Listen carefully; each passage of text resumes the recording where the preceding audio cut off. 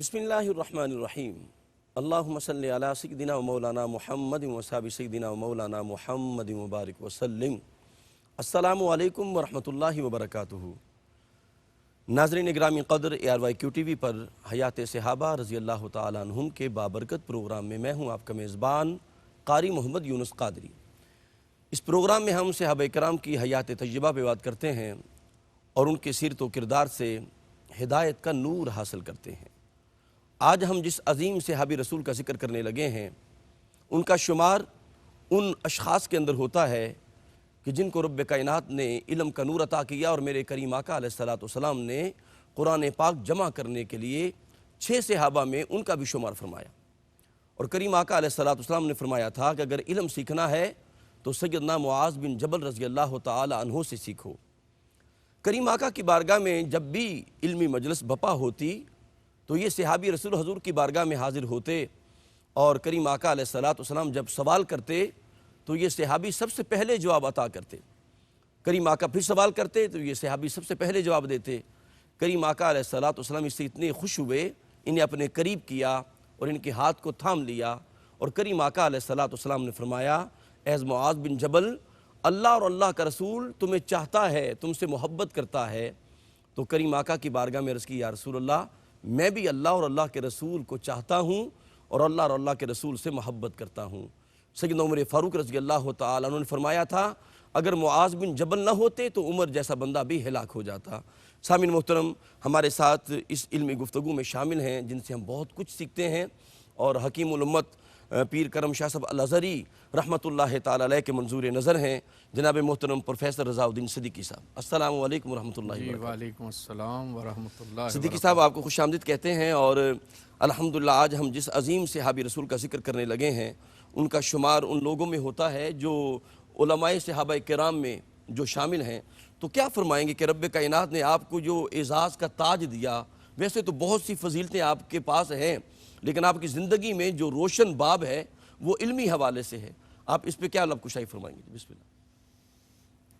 حضرت معاذ بن جبل رضی اللہ تعالیٰ عنہ نبی محتشم صلی اللہ علیہ وسلم کے بڑے سرکردہ صحابہ کرام میں سے ایک ہیں۔ جی، صحابہ کرام میں سے ہر ایک ہدایت کا ایک روشن ستارہ ہے، بے شک بے شک، اور کچھ ایسی برگزیدہ شخصیات ہیں جو کہ اس کہکشاں میں بڑی نمایاں ہیں۔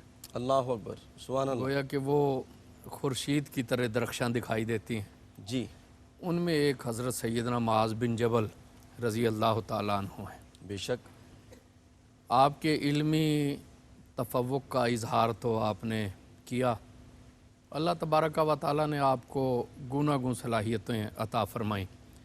حضور انور صلی اللہ علیہ وآلہ وسلم کے تصدق میں آپ ایک بہت اچھے ایڈمنسٹریٹر بھی تھے، جی، اور میدان کارزار کے آپ بڑے دھنی مجاہد بھی تھے، اللہ اکبر، پھر فیصلہ کرنے میں بے مثال شخصیت تھے، سبحان اللہ، اور پھر اس کے ساتھ ساتھ تفکر، تدبر اور ذہانت میں بھی اپنی مثال آپ، واہ واہ، یعنی ایک انسائکلوپیڈیا کی سی انسائکلوپیڈیا، اور پھر واہ ایک نمایاں بات جس کا تاثر دیکھنے والے پر پہلی نظر میں ہی مرتسم ہو جاتا، اللہ اکبر، وہ یہ کہ اللہ تبارک و تعالیٰ نے آپ کو جمال ظاہری سے بہرہ وافر عطا فرمایا تھا، کیا کہنے، سبحان اور اللہ، کہا جاتا ہے کہ آپ صحابہ کرام میں حسین ترین شخص تھے، سبحان اللہ، جو بھی آپ کو دیکھتا وہ مسحور ہو کر رہ جاتا۔ اللہ تبارک و تعالیٰ نے ایسی دلکش اور جاذب نظر شخصیت آپ کو عطا فرمائی۔ سبحان اللہ، لوگوں نے بڑے شوق سے آپ کے حلیے کا نقشہ بھی کھینچا ہے کہ آپ کی بڑی بڑی غزال آنکھیں، اللہ کھلتا ہوا سفید رنگ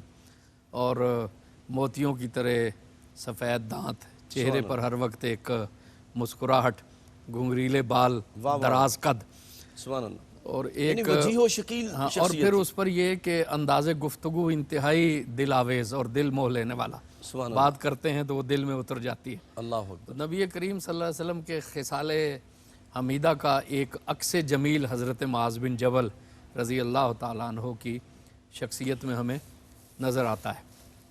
حضرت معاذ بن جبل کا تعلق بنو خزرج سے ہے، مدینہ منورہ کے آپ باسیوں میں ہیں، اور ان خوش نصیب لوگوں میں سے ہیں کہ جیسے ہی اسلام کا پیغام ان کے کانوں تک پہنچا، اللہ اکبر، انہوں نے اس پہ لبیک کہا۔ سبحان اللہ، حضرت مصعب بن عمیر رضی اللہ تعالیٰ عنہ کو حضور انور صلی اللہ علیہ وسلم نے اپنا مبلغ اور داعی بنا کر اپنی ہجرت سے پہلے مدینہ منورہ میں بھیجا تھا، جی، اور ان کی تبلیغ سے انصار مدینہ کی ایک کثیر تعداد نبی محتشم صلی اللہ علیہ وسلم کی تشریف آوری سے پہلے ہی دائرہ اسلام میں داخل ہو گئی تھی۔ سبحان اللہ، ان میں ایک حضرت معاذ بن جبل رضی اللہ تعالیٰ عنہ بھی ہیں۔ اس وقت ان کی عمر ہے 18 سال، جی، جبکہ اللہ تبارک و تعالیٰ نے آپ کو یہ سعادت عطا فرمائی۔ پھر بیعت عقبہ ثانیہ میں آپ مکہ مکرمہ حاضر ہوئے اور نبی اکرم صلی اللہ علیہ وسلم کے دست اقدس پہ براہ راست بیعت کا شرف آپ کو حاصل ہوا۔ سبحان اللہ، سبحان اللہ، پھر وہی لوگ ہیں کہ جن کی دعوت پہ حضور اکرم صلی اللہ علیہ وسلم نے یہ سعد فرمایا اور اللہ کے حکم سے یہ قبول فرمایا کہ حضور ترک وطن کر کے مدینہ منورہ میں تشریف لے آئیں گے۔ تو نبی محتشم صلی اللہ علیہ وآلہ وسلم مدینہ منورہ میں تشریف لے آئے۔ جی، تو حضرت معاذ بن جبل اس وقت ایک نوجوان ہیں، اور آپ یہ چاہتے ہیں کہ جو آپ کے قبیلے کے دوسرے لوگ ہیں یہ بھی رفتہ رفتہ دائرہ اسلام میں داخل ہوں۔ سبحان اللہ، تو سیرت نگاروں نے ایک بڑا دلچسپ واقعہ لکھا ہے۔ جی، حضرت عمر بن جمو رضی اللہ تعالیٰ عنہ، یہ ایک خزرجی صحابی ہیں، بزرگ صحابہ میں ہیں، جی، اور ان کے پاؤں میں کچھ چوٹ لگ گئی تھی جس کی وجہ سے یہ قدرے معذور بھی تھے، چلنے پھرنے میں کچھ دشواری محسوس کرتے تھے۔ لیکن خزرج کے بزرگ لوگوں میں ان کا شمار ہوتا تھا، جو ہوتا ہے نا کہ خاندان جن کی طرف دیکھتا ہے جی، کہ یہ سمجھدار لوگ ہیں، فیصلہ کرنے والے لوگ ہیں۔ ان کے بیٹے، ان کا نام بھی معاذ ہے، اور وہ بھی اسلام لے آئے، صحیح، اور حضرت معاذ بن جبل سے ان کی دوستی تھی۔ تو وہ یہ کہتے کہ کس طرح ہم اپنے والد گرامی کو اسلام کی طرف مائل کریں۔ جی، تو حضرت عمر بن جمو ایک بت کی پرستش کیا کرتے تھے جسے انہوں نے گھر میں رکھا ہوا تھا، اور بڑا قیمتی تراشیدہ بت تھا۔ تو جب وہ رات کو سو گئے تو یہ نوجوان ان کے گھر میں گئے اور بت کو اٹھایا اور گھر کے پاس ایک کوڑے کے ڈھیر میں جا کے پھینک دیا۔ اللہ اکبر، تو وہ صبح اٹھے اور بت کو اپنی جگہ پہ نہ پایا تو لنگڑاتے ہوئے گئے، ادھر ادھر ڈھونڈا، جی، اور اس کوڑے کے ڈھیر میں اسے پایا۔ تو اسے اٹھایا، جھاڑا پونچھا، پانی سے صاف کیا، اور بڑے ناراض ہوئے کہ مجھے اگر پتہ چل جائے کہ کن لوگوں نے یہ حرکت کی ہے تو میں ضرور ان سے بدلہ لوں۔ رکھ دیا۔ دوسری رات انہوں نے پھر یہی کیا کہ پھر اسے کسی جگہ پھینک دیا، پھر وہ ڈھونڈتے ہوئے گئے، لے آئے۔ صحیح، پھر وہ معبود کو گندگی میں پھینک جی دیا۔ ہاں، 3 راتیں گزر گئیں صحیح، تو انہیں کچھ نہ سوجی، تو انہوں نے اس کے بعد یہ کیا کہ ایک تلوار جو ہے وہ اس کی گردن میں حائل کر دی، صحیح، حائل کر دی، اور کہا کہ مجھے تو اب پتہ نہیں چلتا، میں رات کو تو گہری نیند سو جاتا ہوں، تو یہ پتہ نہیں تمہارے ساتھ کون یہ حرکت کرتا ہے، تو یہ اب تلوار تمہارے پاس ہے، اب تم نے خود ہی بدلہ لینا ہے۔ تو وہ یہ لوگ آئے تو دیکھا تو اسی تلوار سے اس کا سر قلم کیا، اور باہر گئے تو اتفاق سے ایک پلہ مرا ہوا وہاں گلی میں پڑا تھا، تو اس کے ساتھ باندھ کر اس کو، ایک کتے کا پلہ، اس کے ساتھ باندھ کے کنویں میں لٹکا دیا۔ صحیح، تو عمر اٹھے اور پھر ڈھونڈتے ہوئے گئے کہ پھر اپنی جگہ پہ نہ پایا، تو کہنے لگے کہ آج تو بت ہے، اس کے پاس تلوار بھی تھی دیوتا کے، تو دیکھیں کہیں ایسا نہ ہو کہ لڑتے ہوئے باہر چلے گیا۔ صحیح، دیکھا تو پھر اس حالت میں پایا، تو اسے انہوں نے لٹکا ہوا نکالا تو صحیح، لیکن ساتھ ہی انہیں ایک خیال آ گیا اور دل کی دنیا بھی روشن ہو گئی۔ اللہ نے ہدایت دے دی واہ واہ، اور اسے وہیں پٹک مارا اور کہا کہ اب تو میں نے تیرے گلے میں تلوار بھی عائل کر دی تھی، تو اگر تم میں اتنی طاقت ہوتی اور تم واقعی خدا ہوتے تو تم کم از کم اپنا بدلہ تو لے لیتے۔ جو چیز اپنی داد رسی نہیں کر سکتی وہ میری فریاد کیا سنے گی، وہ میری فریاد کیا سنے گی۔ اللہ اکبر، تو پھر اللہ تبارک و تعالیٰ نے انہیں قبول اسلام کی سعادت عطا فرمائی۔ صحیح، بدر کا جب وقت ہوا نا تو انہوں نے بڑا اصرار کیا کہ میں جانا چاہتا ہوں، لیکن بچوں نے کہا کہ آپ کے ٹانگ میں پہلے ہی نقص ہے، تو آپ کس طرح میدان کارزار میں لڑیں گے۔ گھر والوں نے اصرار کیا اور کہا کہ آپ کے بیٹوں کو بھیج دیتے ہیں، آپ نہ جائیں، تو انہیں نہیں جانے دیا۔ جی، لیکن جب احد ہوئی نا تو انہوں نے کہا کہ اب تو میں نہیں ٹھہر سکتا، مجھے پہلے ہی بڑا تعصب ہے، اللہ اور کیا پتا کہ میں اللہ مجھے شہادت دے دے۔ لوگوں نے کہا آپ کے پاؤں میں نقص ہے، تو فرمانے کے لگے کہ میں لنگڑاتا ہوا جنت میں چلا جاؤں گا۔ اللہ اکبر، تو نبی کریم صلی اللہ علیہ وسلم نے جب ان کا یہ اصرار دیکھا تو حضور نے فرمایا کہ ہو سکتا ہے اللہ نے ان کے نصیب میں شہادت رکھی ہو، انہیں جانے دیں۔ تو پھر اللہ تبارک و تعالیٰ نے انہیں شہادت عطا فرمائی اللہ اور حضور فرماتے ہیں کہ میں نے اسی حالت میں انہیں جنت میں ٹہلتا ہوا دیکھا ہے، کیا اور کہنا. پھر اللہ نے ان کے پاؤں کا نقش جنت میں درست کر دیا. اچھا میں پروفیسر یہاں ایک بات عرض کرنا چاہوں گا روک کے آپ کو. بات تو ہم سیدنا معاذ بن جبل پہ کر رہے ہیں. میں صحابہ کی سیرت طیبہ پہ ہم جب بھی نظر ڈالتے ہیں تو ہم حیران ہوتے ہیں. بڑے بڑے اکابر صحابہ، شادی کی پہلی رات ہے جناب، شباب کا دور ہے، لیکن وہ اپنے گھر والوں سے یہ کہہ کے جاتے ہیں اگر میں آ گیا تو ملاقات کر لیں گے، اگر ملاقات نہ ہوئی تو حوض کوثر پہ ملاقات ہوگی. ان کا جذبہ کیسا تھا؟ جی ہاں، شہادت کے تو وہ تمنائی رہا کرتے تھے، واہ واہ. اور ہر وقت اللہ رب العزت کی بارگاہ میں جان دینے کے لیے ہم وقت وہ تیار رہتے تھے، واہ واہ. چونکہ انہیں اچھی طرح خبر تھی کہ زندگی تو اصل میں وہی ہے. سبحان اللہ. اور بہت سی روایتیں صحابہ کرام کی ایسی ہیں، جب ان کا آخری وقت آیا جی تو دوسرے صحابہ کرام نے کہا کہ بس ایک یہی موت کا پردہ ہی تو رہ گیا ہے، اللہ اور آپ سرکار دو عالم صلی اللہ علیہ وسلم کی خدمت میں چلے جائیں گے، اپنے ساتھیوں سے ملیں گے اور ہمارا بھی سلام عرض کرنا. کتنے ہی صحابہ کو یہ کہہ کر جو ہے یہ بشارت دی گئی. اور حضرت بلال کے گھر والے تو اداس ہوئے نا، تو آپ نے تو ڈانٹا.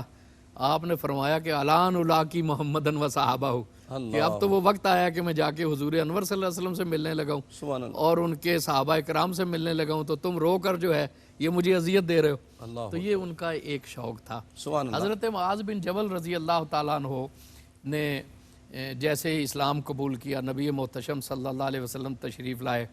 حضرت معاذ کو اللہ تبارک و تعالیٰ نے بڑی آسودگی عطا فرمائی، بے شک. لیکن انہوں نے اپنا تن من دھن اسلام پہ نچاور کرنا شروع کر دیا. جی. حضرت عبداللہ بن مسعود کو آپ کا بھائی بنایا گیا.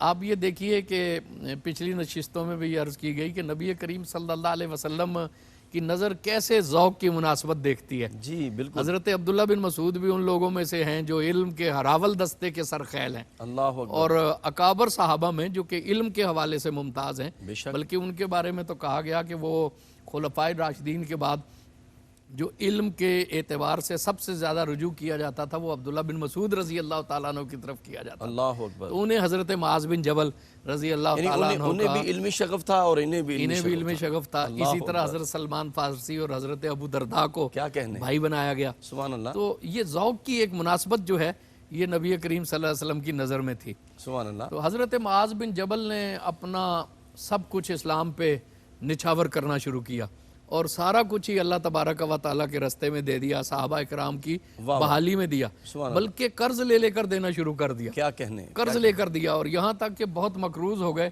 تو لوگ کئی بہت اکٹھے ہوئے اور نبی کریم صلی اللہ علیہ وسلم کی بارگاہ میں آئے کہ ہمارا قرض معاذ بن جبل نے دینا ہے. تو حضرت نبی پاک صلی اللہ علیہ وسلم نے انہیں کہا کہ آپ کے پاس جو جائیداد ہے وہ آپ فروخت کر دیں اور ان کا قرض ادا کریں. حضور کے حکم پہ وہ جائیداد فروخت کی گئی، لیکن پھر بھی قرض باقی رہ گیا. اللہ تو اکبر. نبی کریم صلی اللہ علیہ وسلم نے پھر قرض خواہوں کو دلاسا دیا کہ اب کچھ دیر تم صبر کرو اور جو تمہیں مل گیا ہے اس پر اکتفا کرو. اور پھر حضرت معاذ بن جبل سے حضور اکرم صلی اللہ علیہ وسلم نے فرمایا کہ گھبراؤ نہیں، اللہ تبارک و تعالیٰ تمہارے لیے اسباب پیدا کرے گا. کیا کہنے. یہ پروفیسر بڑی اہم بات ہے کہ مقروض امتی ہے اور پریشان میرے آقا ہیں. اور کیا کہنے ناظرین محترم، کریم آقا کس طرح محبت کرتے ہیں اپنی امت سے کہ قرآن نے کہا نا النبی اولی بالمؤمنین من انفسہم، یہ نبی تو تمہاری جانوں سے بھی زیادہ قریب ہے. اپنے قلب و روح کو ذکر مصطفیٰ سے معطر رکھیں. ملاقات کرتے ہیں ایک وقفے کے بعد. السلام علیکم ورحمۃ اللہ وبرکاتہ. ناظرین محترم، حیات صحابہ رضی اللہ تعالیٰ عنہم کے بابرکت پروگرام میں آپ شامل ہیں اور ہم عظیم صحابی رسول علم کے سمندر سیدنا معاذ بن جبل رضی اللہ تعالیٰ عنہ کا حسین ذکر کر رہے ہیں. کریم آقا علیہ الصلوۃ والسلام نے آپ کو بڑا نوازا. اب اندازہ کریں کہ کریم آقا علیہ الصلوۃ والسلام کی ان کا علمی مقام اتنا بلند تھا کہ مدینہ طیبہ میں مضافات میں ابو سلامہ ایک جگہ ہے، تو جب وہاں کے لوگ انہوں نے مسجد تعمیر کی تو حضور کی بارگاہ میں حاضر ہوئے. یا رسول اللہ صلی اللہ علیہ وسلم ہمیں کوئی امام بھی عطا کر دیں. تو کریم آقا علیہ الصلوۃ والسلام نے ادھر امامت کے لیے، قربان جاؤں دین کے فروغ کے لیے، تبلیغ کے لیے، قرآن و حدیث کا نور پھیلانے کے لیے جس صحابی کو چوز کیا وہ سیدنا معاذ بن جبل رضی اللہ تعالی عنہ ہیں. اور آپ اندازہ کریں کہ ادھر مسجد نبوی شریف میں میرے آقا امامت کرا رہے ہیں اور بنو سلامہ میں سیدنا معاذ بن جبل امامت کروا رہے ہیں میرے آقا کی ظاہری طیبہ کے اندر. تو یہ بھی اعزاز رب کائنات نے آپ کو عطا فرمایا. قبلہ صدیقی صاحب، یہ جو قرب تھا اور خاص طور پہ کریم آقا علیہ الصلوۃ والسلام کی مجلس میں سب سے آگے آپ نمایاں نظر آتے. تو یہ جو قرب مصطفیٰ ہے ذرا اس پہ بھی ذرا بات کیجیے. نبی کریم صلی اللہ علیہ وآلہ وسلم سے بڑی وارفتہ محبت آپ کو اللہ تبارک و تعالی نے عطا فرمائی. بے شک. اور نبی کریم صلی اللہ علیہ وآلہ وسلم بھی اس کا بڑا دھیان رکھتے تھے. سبحان اللہ.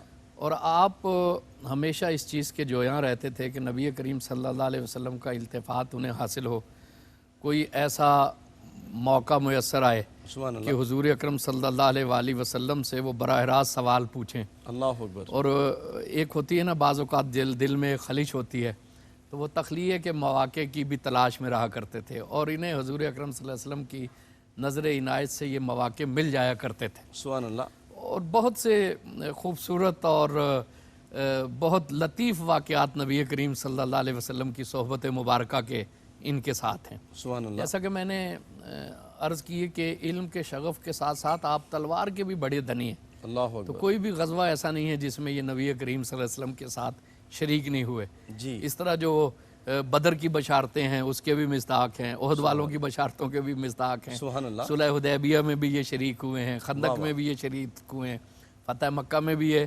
شریک ہوئے ہیں. جی. خود ارشاد فرماتے ہیں کہ میں ایک دن نبی کریم صلی اللہ علیہ وسلم سوار ہوئے اپنے یافور پر.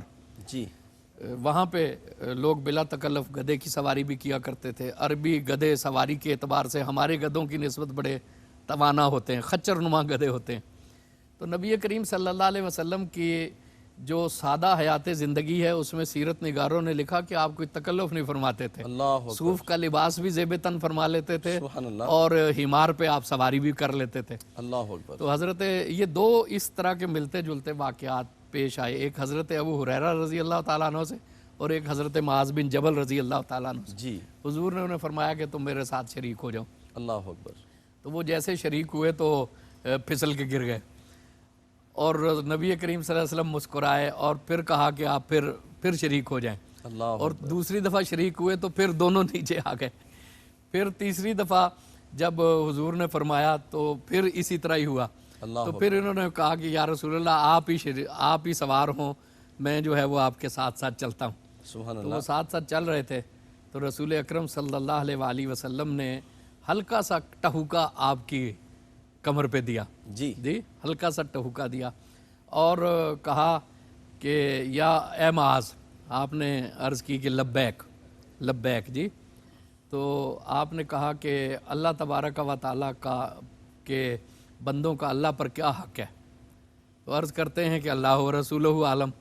یہ صحابہ کرام کا ایک خاص اسلوب تھا. بے شک. کہ اگر انہیں کسی چیز کا علم بھی ہو نا تو وہ نبی کریم صلی اللہ علیہ وسلم کے سامنے طول کلام کی جسارت نہیں کرتے تھے, اللہ اکبر. بلکہ بہت اختصار سے عرض کرتے کہ اللہ و رسولہ عالم. سبحان اللہ. تو حضور اکرم صلی اللہ علیہ وسلم نے ارشاد فرمایا کہ بندوں کا حق یہ ہے کہ وہ اللہ تبارک و تعالیٰ کے ساتھ کسی کو شریک نہ بنائیں اور اس کی بندگی کریں. اللہ اکبر.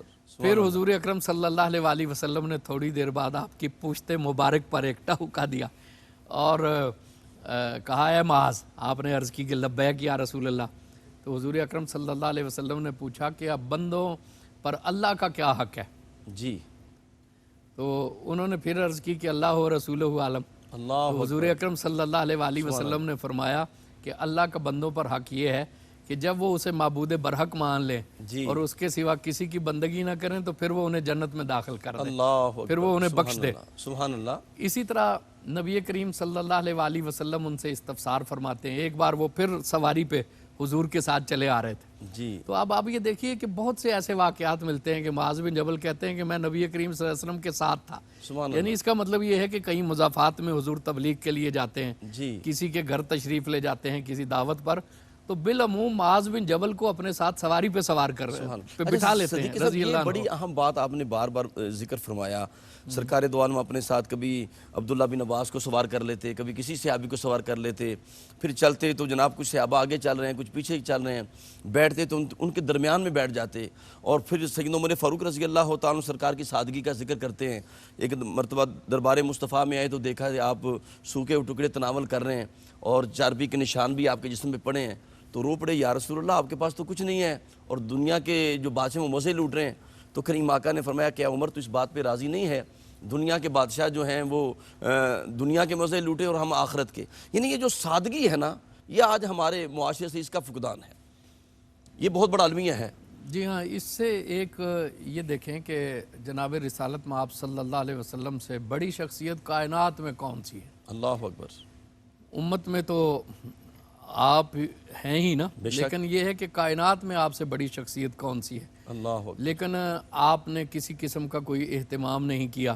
صحابہ کرام کو اللہ کی بارگاہ سے ادب و نیاز کی تعلیم دی گئی سبحان اور وہ ہر ممکن ادب بجا لاتے.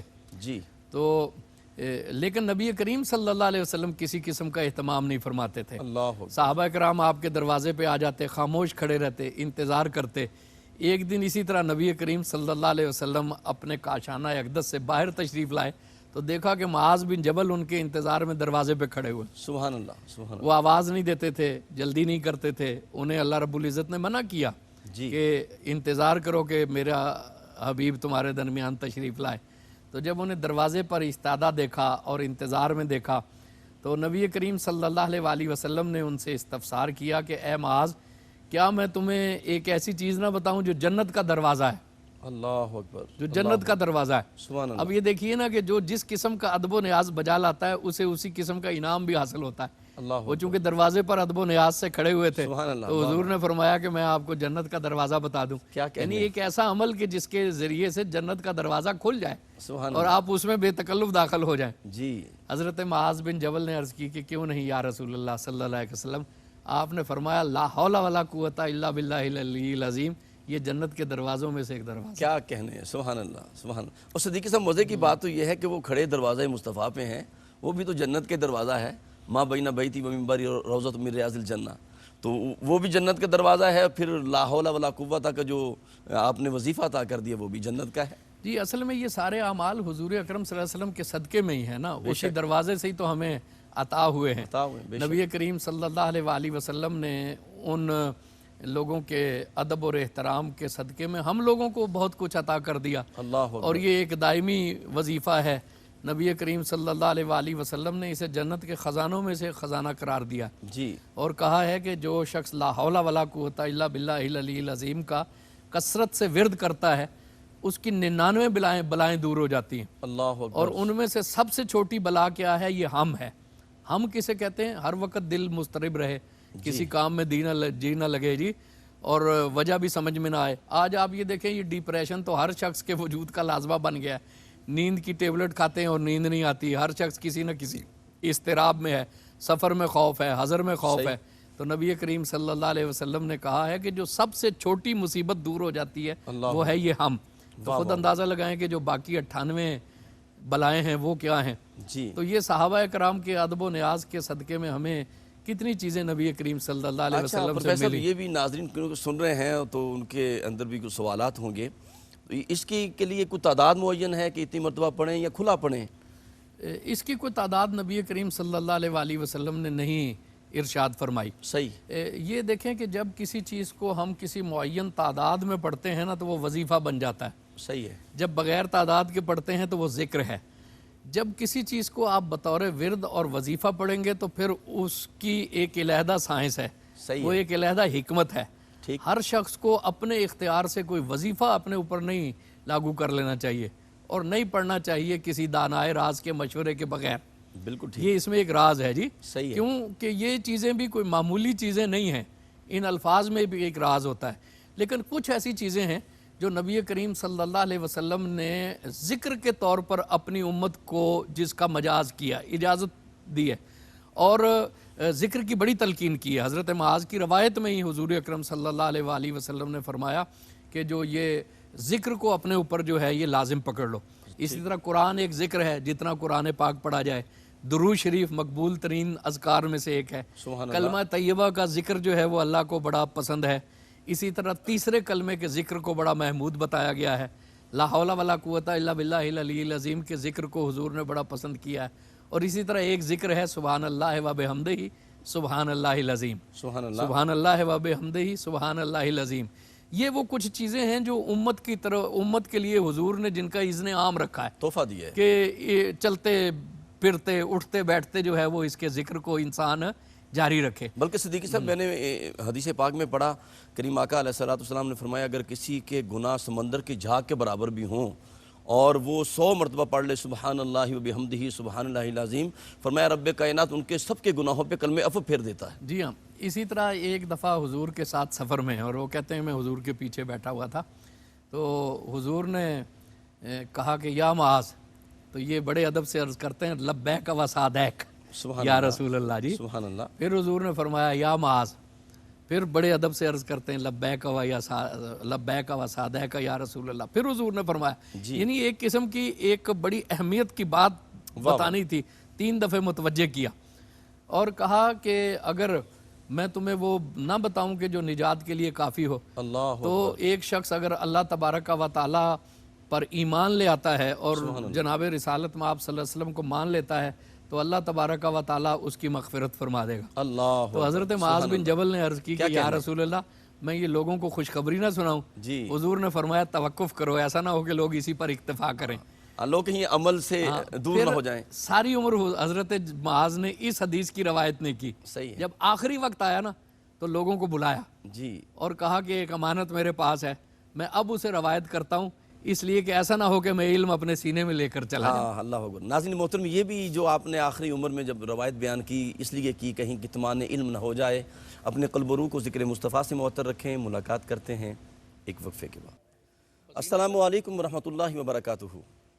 ناظرین محترم، حیات صحابہ رضی اللہ تعالیٰ عنہم کے بابرکت پروگرام میں آپ شامل ہیں۔ ہمارے ساتھ جلوہ فرما ہیں انتہائی محترم جناب پروفیسر رضا الدین صدیقی صاحب۔ سیدنا معاذ بن جبل رضی اللہ تعالیٰ عنہ، جن کو رب کائنات نے علم و فضل کا بحر بے کراں بنایا ہے، اور کریم آقا علیہ السلام کی بارگاہ میں آپ کو بہت زیادہ قرب حاصل تھا، اور آپ کو یہ بھی اعزاز حاصل تھا کہ امت مسلمہ کے لیے دین کو پھیلانے کے لیے آپ بار بار سرکار کی بارگاہ میں سوال کرتے اور میرے آقا آپ کو جواب دیتے، اور وہ جواب تمام امت کے لیے ہوتا اور تمام امت کی اصلاح ہوتی۔ ایک مرتبہ آپ نے عرض کی یا رسول اللہ مجھے جنت کا راستہ بتائیں، جنت میں داخل کیسے ہوا جائے، دخول جنت کے لیے کون سا وظیفہ ہونا چاہیے؟ تو کریم آقا نے فرمایا اے معاذ بن جبل تو نے بہت بڑی بات پوچھی ہے۔ فرمایا دخول جنت کے لیے، فرمایا میرے آقا نے نماز کو ادا کرو، روزہ رکھو، حج ادا کرو، زکوٰۃ کو ادا کرو۔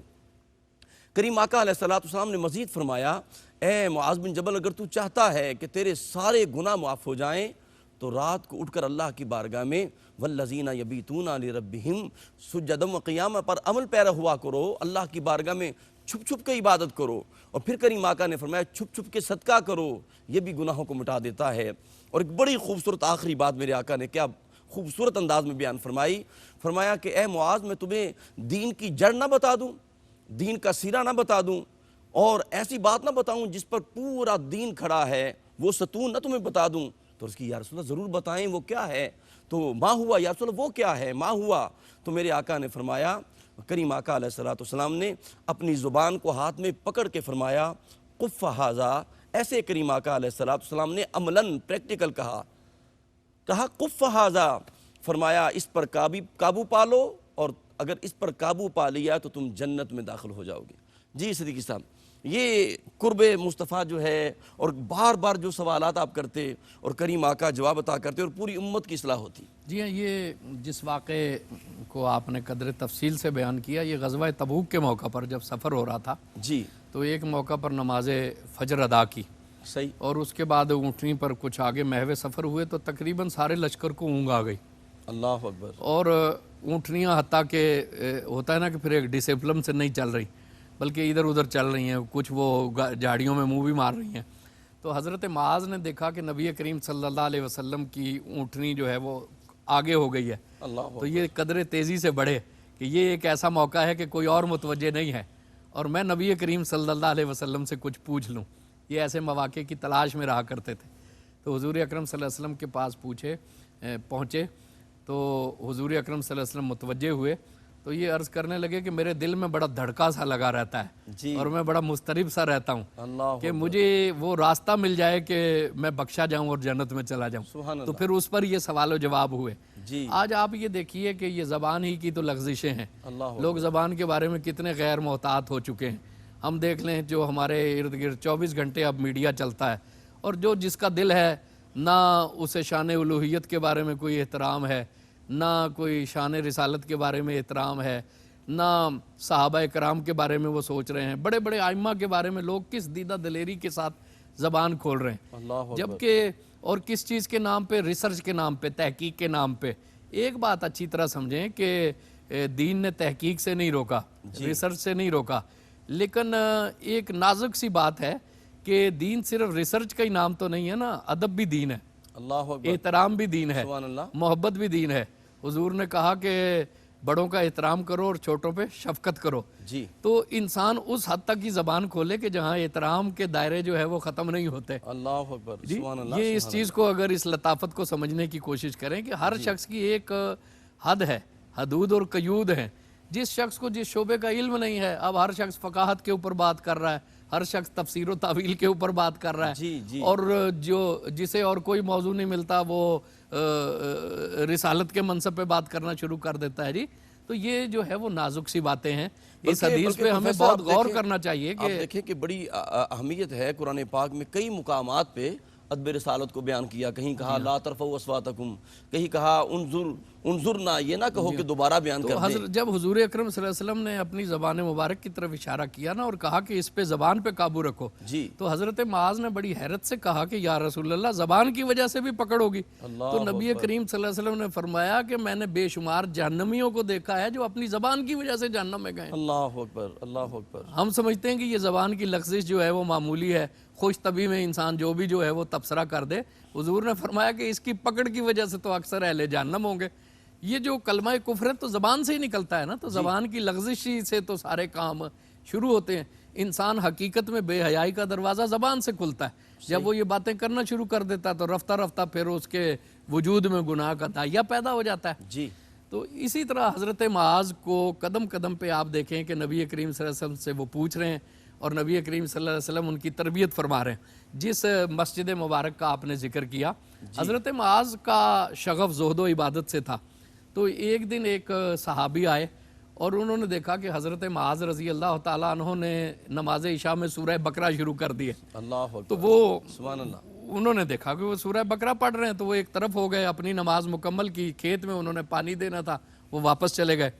نماز سے فارغ ہو کر حضرت معاذ رضی اللہ عنہ کو خبر ملی تو آپ ناراض ہوئے۔ تو وہ صحابی کہنے لگے کہ مجھے اتنے سخت لفظ کہہ دیے گئے ہیں، میں جناب رسالت مآب صلی اللہ علیہ وسلم سے یہ بات ضرور عرض کروں گا۔ تو حضور اکرم صلی اللہ علیہ وسلم کی خدمت میں بات پیش ہوئی تو حضور اکرم صلی اللہ علیہ وسلم نے فرمایا کہ معاذ لوگوں کو آزمائش میں مبتلا نہ کرو، اللہ اکبر، لوگوں کو آزمائش میں مبتلا نہ کرو، اور جو آخری پارے کی صورتیں ہیں ان میں قدرے کچھ طویل ہیں، نماز عشاء ہے تو اس میں سے کچھ پڑھ لو، لیکن سورہ بقرہ پڑھنا لوگوں نے دن بھر میں مشقت کی ہوتی ہے، آرام کیا ہوتا ہے، تو نماز کو توازن سے پڑھو۔ یہ بھی حضرت کہا گیا متففین پڑھ لو، غاشیہ پڑھ لو۔ یہ بھی حضرت معاذ بن جبل رضی اللہ تعالیٰ عنہ کی وساطت سے ایک تلقین ائمہ کرام کو ہوئی کہ حضور اکرم صلی اللہ علیہ وسلم کی جو سنت ہے وہ ہر معاملے میں توازن کی سنت ہے۔ اسی طرح ایک نعمت اور حضرت معاذ بن جبل رضی اللہ تعالیٰ عنہ کی وساطت سے امت کو ملی۔ حضرت معاذ فرماتے ہیں کہ جو نماز ہے نا اس کے بھی 3 مرحلے ہیں، کہ نماز 3 مرحلوں میں، پہلے یہ فرض ہوئی، مکی زندگی میں نماز کی ابتدا ہو گئی، پھر ایک مرحلہ یہ آیا کہ ایک صحابی کو خواب میں اذان کی تلقین ہوئی اور انہوں نے آ کر نبی کریم صلی اللہ علیہ وسلم کو اپنا یہ خواب سنایا۔ حضرت عمر رضی اللہ تعالیٰ عنہ نے عرض کی کہ میں نے بھی یہی خواب دیکھا ہے لیکن یہ انصاری مجھ سے سبقت لے گئے۔ تو دوسرا مرحلہ تھا جب نماز کے لیے اذان شروع ہو گئی، اور تیسرا مرحلہ یہ تھا کہ جب بعض لوگ اگر قدر تاخیر سے مسجد میں آتے کسی وجہ سے بھی، صحابہ کرام میں یہ تو نہیں تھا کہ وہ نماز کے بارے میں غفلت تو نہیں کرتے تھے، لیکن کوئی سفر سے آیا ہے، کوئی باہر سے کھیتی باڑی سے آیا ہے یا کوئی دور دراز گیا ہوا ہے اور وہ یہ دیکھتے کہ نماز کا کچھ حصہ مکمل ہو گیا ہے تو وہ اشاروں سے نمازیوں سے پوچھ لیتے تھے کہ کتنی رکعتیں ہو گئیں، تو وہ رکعت پہلے مکمل کر کے نبی کریم صلی اللہ علیہ وسلم کے ساتھ وہ پھر شامل ہو جاتے۔ تو ایک دن حضرت معاذ رضی اللہ تعالیٰ عنہ مسجد میں حاضر ہوئے تو نماز کا کچھ حصہ ہو چکا تھا تو آپ شامل ہو گئے، اور پھر نماز جب نبی کریم صلی اللہ علیہ وسلم نے سلام کہہ دیا تو وہ اٹھے اور بقیہ نماز انہوں نے پوری کر لی۔ اللہ تو حضور اکرم صلی اللہ علیہ وآلہ وسلم نے ارشاد فرمایا کہ آج معاذ نے تمہارے سامنے ایک بہت اچھا طریقہ پیش کیا۔ اللہ اکبر۔ دیکھیے کہ یہ ان کا اپنا اجتہاد تھا کہ ایسے کر لینا چاہیے، سبحان اللہ۔ اور حضور اکرم صلی اللہ علیہ وسلم نے اس پر ساتھ فرمایا اور کہا کہ یہ معاذ نے جو طریقہ اختیار کیا ہے یہ بہت اچھا ہے، اور تم بھی اپنی نمازوں کو آئندہ ایسے مکمل کیا کرو۔ کیا بات۔ تو اب یہ دیکھیے کہ ان کے اس حسن اجتہاد کی وجہ سے آج جو نمازی اس طرح نماز پڑھتے ہیں جو کہ بعد میں لاحق ہوتے ہیں، تو اس عمل کا ثواب بھی حضرت معاذ بن جبل رضی اللہ تعالیٰ عنہ کو مل رہا ہے۔ بالکل۔ اسی طرح ایک دن حضرت معاذ رضی اللہ تعالیٰ عنہ کو حضور نے کہا کہ جب آپ فرض نماز پڑھ لیں تو یہ دعا پڑھا کریں، اللہم اعنی علی ذکر کا و شکر کا و حسن عبادت کا، سبحان اللہ۔ اور کہا کہ یہ میں وصیت کرتا ہوں۔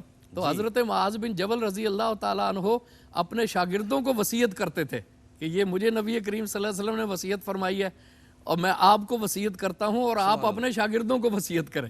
تو آپ کے شاگرد اپنے لوگوں کو وصیت کرتے تھے۔ حضور نے فرمایا کہ فرض نماز کے بعد یہ دعا مانگا کرو جی، اور آج ہم اس چیز پہ بحث کر رہے ہیں کہ نماز کے بعد دعا بھی مانگنی چاہیے کہ نہیں مانگنی چاہیے، جبکہ حضور نے فرمایا کہ یہ وصیت میں کرتا ہوں۔ فرمائی۔ بلکہ اگر ہم سیدنا معاذ بن جبل رضی اللہ تعالیٰ عنہ کے حیات طیبہ پر اگر ہم نظر ڈالیں تو یہ ملتے ہے، یہ بات اہم ملتی ہے کہ کریم آقا علیہ السلام نے کئی دعائیں آپ کو عطا فرمائیں۔ یہ دعا جو ہے اللہم اعنی علی ذکرک و شکرک و حسن عبادتک، آپ دیکھتے ہیں ہر مسجد میں ہر امام نماز کے بعد یہ دعا مانگتا ہے، اور یہ دعا بھی اگر ہمیں ملی ہے تو معاذ بن جبل رضی اللہ تعالیٰ عنہ کے توسل سے ملی ہے۔